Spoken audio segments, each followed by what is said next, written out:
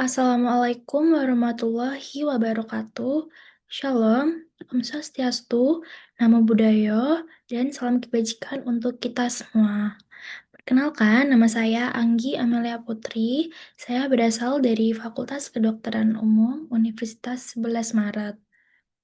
Nah, di sini saya akan melakukan atau menjelaskan sedikit mengenai laporan praktikum anatomi di blok 2.3 dengan judul neuroendokrin dan organ vestibular dan organ mata. Saya akan membacakan soal terlebih dahulu. Seorang pria berusia 65 tahun bernama Tuan A dibawa ke instalasi gawat darurat oleh keluarganya karena mengalami kelemahan mendadak pada lengan dan tungkai kanan sejak 2 jam yang lalu. Selain itu, keluarga pasien melaporkan bahwa pasien berbicara terbata-bata, sulit menyusun kata-kata, dan tampak bingung ketika diajak berbicara. Dan beliau tidak ada riwayat trauma kepala sebelumnya. Nah, pada pemeriksaan fisik didapatkan yang pertama, hemisfer sisi kanan, terutama lengan lebih berat dibandingkan tungkai. Yang kedua, refleks sisi kanan meningkat dan terdapat Babinski sign yang positif di sisi kanan. Yang ketiga, hilangnya sensasi nyeri dan suhu pada sisi kanan tubuh termasuk wajah kanan. Yang keempat, saat diminta menjulurkan lidah, lidah pasien menyimpang ke arah kiri. Yang kelima, pasien tampak kesulitan berbicara secara motorik atau afasia non-fluent, tetapi memahami instruksi sederhana. Riwayat medis menunjukkan bahwa pasien merupakan perokok aktif, memiliki hipertensi, dan diabetes mellitus yang tidak terkontrol. Untuk pemeriksaan CT scan kepala menunjukkan infark iskemik pada lobus frontalis dan parietalis kiri, terutama di area korteks motorik dan sensorik primer. Terdapat pula iskemia parsial pada pons kiri. Lalu, untuk yang soalnya adalah jelaskan struktur pembentuk Circulus Willisi mulai dari bagian anterior hingga posterior. Dan sebutkan juga fungsinya dalam menjaga perfusi cerebral saat terjadi sumbatan salah satu arteri besar. Nah, ini kita bisa fokus ke Circulus Willisi ya, teman-teman. Nah, untuk anastomosis arteri cerebri, ada cabang 3 arteri cerebri yang menuju korteks cerebri. Nah, itu memiliki anastomosis yang penting satu sama lain pada permukaan otak. Dengan demikian, sistem arterial di otak bukan hanya merupakan end arteri yang sebenarnya, makanya bisa saling mengkompensasi ketika ada kegagalan satu sama lain. Nah, untuk Circulus Willisi itu merupakan anastomosis penting di antara keempat arteri yang memvaskularisasi otak. Yang kedua, ada arteri vertebralis dan 2 arteri karotis interna. Ini bisa dilihat di gambar sini. Nah, basically itu teman-teman, dari arteri vertebralis kanan maupun kiri, nanti dia akan menyatu menjadi arteri basilaris. Nah, ketika sudah menjadi arteri basilaris, itu sudah termasuk ke otak, dia akan menginervasi cerebellum dan pons, lalu akan tergabung jadi arteri posterior cerebri. Nah, dan ada penghubungnya yaitu arteri posterior communicans. Nah, Circulus arteriosus Willisi selain dibentuk oleh arteri vertebralis juga dibentuk oleh arteri cerebri anterior dan communicans anterior. Nah, yang communicans anterior ini berasal dari, ada juga yang dari arteri ophthalmicus. Nah, selanjutnya, untuk circulus arteriosus ini merupakan perangkat kolateral penting jika terjadi obstruksi. Nah, jadi untuk vaskularisasi otak sendiri itu, otak divaskularisasi oleh arteri karotis interna dan sepasang arteri vertebralis. Nah, arteri karotis interna ini terutama memvaskularisasi lobus frontalis, parietalis, dan arteri vertebralis. Nah, dan temporalis, sedangkan arteri yang vertebralisnya itu akan vaskularisasi lobus temporalis dan occipitalis bersama dengan midbrain dan hindbrain. Ya, basically yang depan akan menginervasi memvaskularisasi yang depan, terus yang belakang akan ini yang depan, vaskularisasi yang depan, dan yang belakang kan vaskularisasi yang belakang atau yang vertebralis yang akan belakang sini dan samping, terus yang cerebri anterior itu akan memvaskularisasi yang frontal pole dan temporal pole ini. Gitu, teman-teman. Nah, selanjutnya saya akan menjelaskan juga mengenai fungsi sirkulus Willisi. Nah, sirkulus Willisi ini dia tuh untuk mempertahankan perfusi cerebral melalui redistribusi aliran darah. Misalnya, jika salah satu arteri tersumbat, contoh nih, kita lihat di sini. Jika arteri yang error itu arteri posterior cerebral. Nah, nanti akan darah bisa mengalir dari sisi atau sirkulasi posterior melalui arteri komunikans. Jadi, darahnya juga bisa mengalir dari posterior cerebral yang sisi kiri. Karena yang error atau yang rusak atau yang tersumbat itu yang sisi kanan. Itu teman-teman. Nah, selanjutnya kita ke soal nomor 2, yaitu mengenai perbedaan. Nah, ini perbedaan Tractus corticospinalis dan Tractus spinothalamicus. Nah, dari fungsi sendiri, untuk Tractus corticospinalis, dia itu lebih ke gerakan volunteer otot rangka. Jadi dia itu untuk gerakan motorik otot rangka dan itu gerakan yang bisa kita atur. Nah, untuk Tractus spinothalamicus, dia itu lebih ke resep eh, rangsang nyerinya untuk transmisi nyeri, suhu, sentuhan kasar. Jadi bagaimana tubuh mendapatkan respon itu sendiri. Nah, dari titik awal dan akhirnya, traktus corticospinalis itu berasal dari korteks motorik sehingga mencapai medula spinalis. Sedangkan yang traktus spinothalamicus dia itu dari reseptor perifer hingga mencapai talamus. Gitu teman-teman. Ini talamus. Ini nerve yang bawah ini, kalau yang spinothalamicus dari bawah ke atas, tapi kalau yang corticospinalis dari atas ke bawah, atasnya itu yang korteks motorik, yang motorik korteks yang ini. Gitu, teman-teman. Nah, untuk lokasi penyilangan yang traktus corticospinalis itu nanti akan bersilangan di medong atau medula oblongata. Dia akan bersilangan dengan nama Decussatio pyramidum. Sedangkan yang traktus spinothalamicus itu akan bersilangan di medula spinalis. Nah, nanti dia akan ditandai dengan masuknya segmentum ke segmen-segmentum itu. Nah, untuk letaknya di medula spinalis itu juga berbeda, teman-teman. Kalau yang traktus corticospinalis yang dari otak nih, dia itu berada di lateral atau corticospinalis lateralis. Sedangkan yang traktus spinothalamicus, dia itu berada di anterolateral atau berarti depan tapi bagian luar yang bernama spinothalamicus lateralis dan anterior. Selanjutnya saya akan jelaskan soal nomor 3, yaitu pembagian truncus cerebri dan struktur pentingnya. Nah, di sini terlihat bahwa strukturnya tuh udah berbentuk itu ya teman-teman, berbentuk Mickey Mouse. Nah, dia ini terdiri dari mesenfalon dan pons. Nah, untuk mesenfalon sendiri, dia ini ada pedunculus cerebri, crus cerebri, tegmentum mesencephali, tectum mesencephali, aqueductus mesencephali, substantia nigra, dan fossa interpeduncularis. Nah, yang substansia nigra ini, atau yang area warna hitam ini, dia itu akan memproduksi dopamin. Nah, ini akan terkait dengan gerak motorik kita dan terkait Parkinson kita. Sedangkan nanti ada juga yang namanya colliculus superior dan inferior, dia berguna untuk pengolahan visual dan auditorik. Nah, di aqueductus mesencephaly ini nanti akan ada cairan namanya liquor cerebrospinal. Dia berfungsi untuk otak kita agar tidak banyak terjadi benturan di otak kita. Nah, selanjutnya ini kita langsung ke pons saja.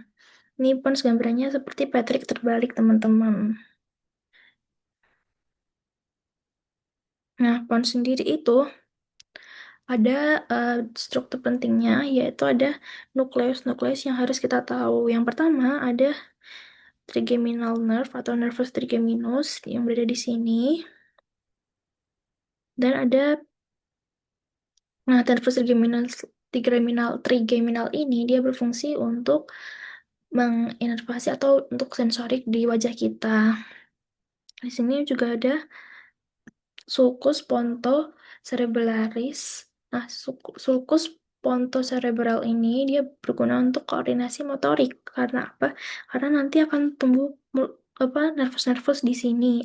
Akan ada nervus-nervus di sini, yaitu nervus abducens, nervus facialis, dan nervus vestibulocochlearis. Ini yang ada di sini. Tuh teman-teman. Ini di belakang atau tampak dorsalnya tuh yang perlu kita tahu adalah sulcus medianus posterior, colliculus facialis, dan striae medullaris. Stria itu seperti garis-garis ya teman-teman. Lalu ada yang sulcus limitans. Sulcus limitans itu seperti garis juga sebenarnya. Lalu kita ke medulla oblongata. Nah, medulla oblongata ini kita harus tahu kalau dia tuh ada beberapa bagian kalau tampak ventral. Yang penting itu adalah oliva, piramis, sulcus ventrolateral. Ventrolateral berarti yang di lateral dan atas, viscera mediana anterior, lateral dan depan maksud saya. Lalu ada viscera mediana anterior dan juga ada decussatio pyramidum. Nah, decussatio pyramidum inilah yang tadi merupakan persilangan dari tractus corticospinalis di medulla oblongata. Lalu selanjutnya untuk tampak dorsal yang perlu kita tahu adalah ada percabangan dari nervus-nervus itu. Ada trigonum nervus hypoglossy, trigonum nervus vagi, tuberculum cuneatum, tuberculum gracilis, sulcus medianus posterior, fasciculus cuneatus, dan fasciculus gracilis. Gitu teman-teman.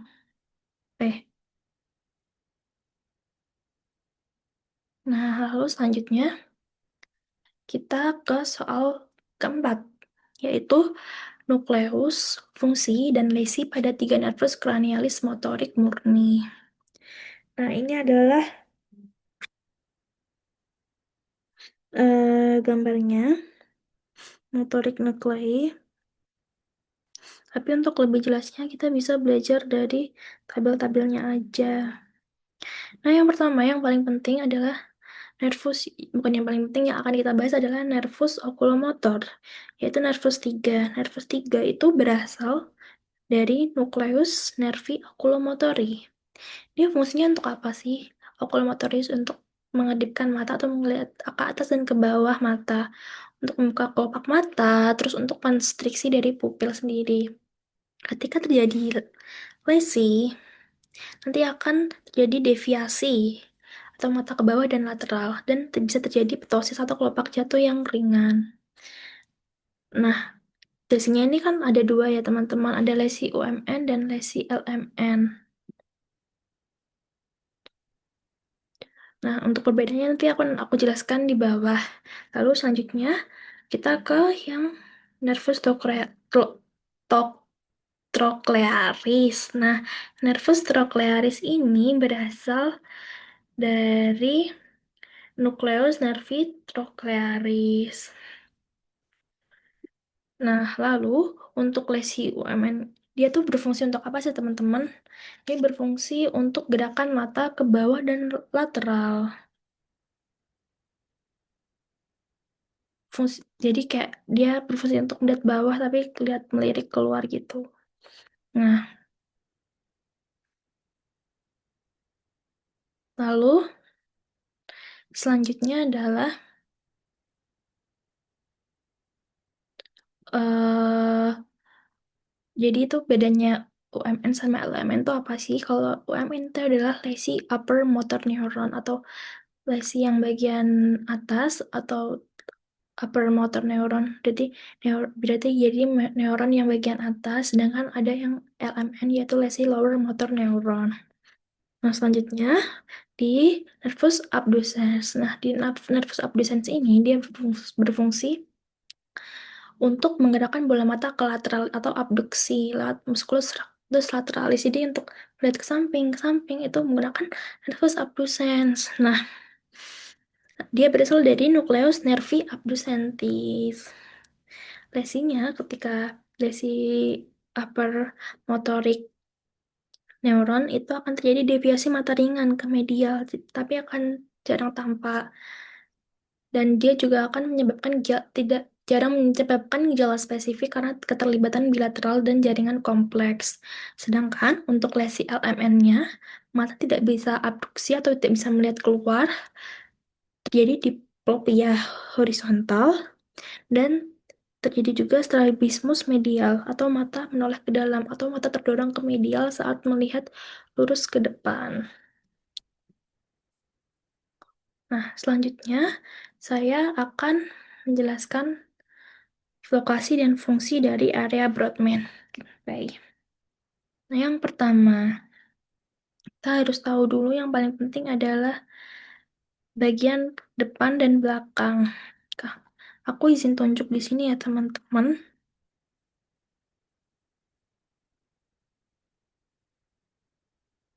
Nah, kalau bagian depan tuh yang seperti ini yang frontal, ini yang oksipital. Maka dari itu, kita harus tahu itu terlebih dahulu. Lalu, ini juga ada sulcus centralis. Dia akan membagi otak itu menjadi dua girus. Yang pertama itu adalah di area 4, kita bahas dulu yang depan. Di area 4 ini adalah girus presentralis. Berarti girusnya itu sebelum sulcus centralis dan berada di lobus frontalis. Nah, fungsinya itu untuk apa sih teman-teman? Untuk primary motor area atau cortex motorik primer dan gerakan volunteer. Nah, ini bisa untuk gerakan yang kita mau. Lalu selanjutnya ada di setelah sulcus centralis itu ada gyrus postcentralis. Nah, di gyrus postcentralis ini akan ada area 3, 1, 2. Nah, ini berada di lobus parietalis. Dia berguna untuk korteks somatosensorik primer. Nih, primary somatosensory area. Selanjutnya, ada juga Wernicke area. Wernicke area tuh juga terletak di lobus temporalis ya. Nah, dia ini berfungsi untuk apa sih? Dia ini berfungsi untuk mendapatkan atau untuk auditory association area. Tapi untuk lebih jelasnya nanti aku akan jelaskan di akhir aja. Lalu selanjutnya kita akan membahas bagian yang Broca area. Dia untuk menjelaskan speech area, untuk bagaimana kita ketika bicara kita tuh diproses di otak kita untuk perencanaan motorik untuk artikulasi, bagaimana kita menjawab, produksi bahasa, bicara, menulis. Nah, makanya dari soal tadi tuh ada afasia Broca atau non-fluent afasia. Dia tuh masih paham bahasa, tapi kemampuan bicaranya terganggu, sehingga bicaranya terbata-bata, lambat, kalimat pendek, dan kesadarannya terhadap kesalahan tuh biasanya masih ada. Contoh mau makan nasi. Sedangkan yang area Wernicke ini, area yang lokasi 22 itu, dia itu akan terjadi pemahaman bahasanya. Itu untuk orang itu paham gak sih bagaimana respon mereka di otak atau proses integrasinya.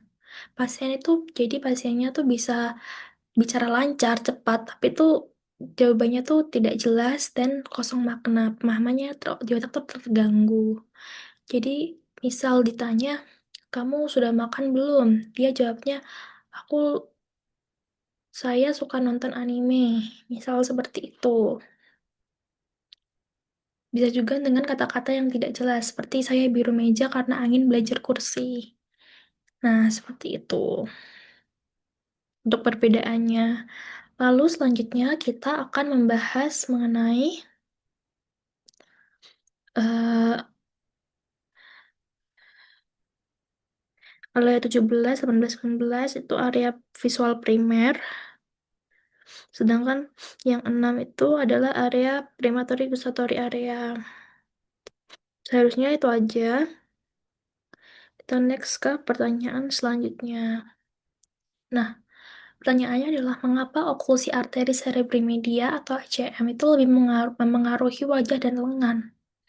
Yang pertama, kita lihat dulu di sini. Arteri cerebri media kan di sini teman-teman. Dia itu lebih mendapatkan vaskularisasi berarti dari arteri basilaris vertebralis yang posterior. Nah, selain itu, arteri cerebri media itu dia tuh berfungsi untuk mensuplai bagian lateral hemisfer cerebri. Nah, itu tuh nanti mencakup di representasi motorik wajah dan lengan pada homunculus motorik. Nah, ketika homunculus motoriknya error, berarti wajah dan lengannya juga error yang disuplai oleh lateral arteri cerebri media dan tungkainya tuh juga error. Dan padahal karena di tungkainya tuh disuplai oleh arteri cerebri anterior. Maka karena itulah oklusi di arteri cerebri media tuh lebih berdampak pada wajah dan lengan. Sedangkan jika di tungkai itu biasanya yang error adalah arteri cerebri anterior. Karena arteri cerebri anterior itu nanti otak bagian medial atau otak bagian tengah akan disuplai oleh arteri cerebri anterior sehingga yang lebih berdampak adalah arteri cerebri di bagian tungkai kita atau representasi motorik yang berada di tungkai kita. Selanjutnya, soal yang nomor 7, yaitu mekanisme kompensasi vaskular pada oklusi arteri karotis interna kiri. Nah, tadi kan sudah aku jelaskan kalau kompensasinya tuh berarti di sisi sebaliknya atau di arah sebaliknya. It depends on yang rusak yang mana. Misal nih, jika arteri karotis interna kiri yang tersumbat, karotis interna yang kiri, anggap aja ini yang kiri, maka akan terjadi kompensasi di bagian kanan sini.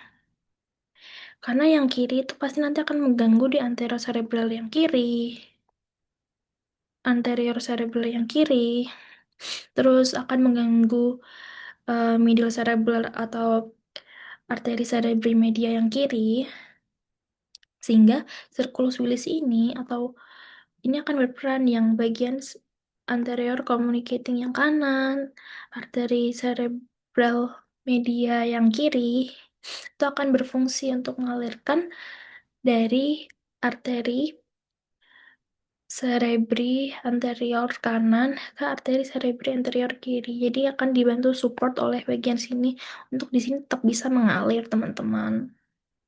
Nah, untuk mekanisme kompensasinya itu akan terjadi crossflow pada sisi kanan dan kiri melalui arteri communicans anterior. Sehingga collateral system dari sistem vertebrobasilar ini melalui arteri communicans posterior itu akan tetap terjaga. Nah, hal ini tuh juga bisa menjaga agar perfusi di otak kiri tuh masih bisa berjalan dan akan mengurangi risiko dari iskemia berat. Nah, begitu saja jawaban dari saya.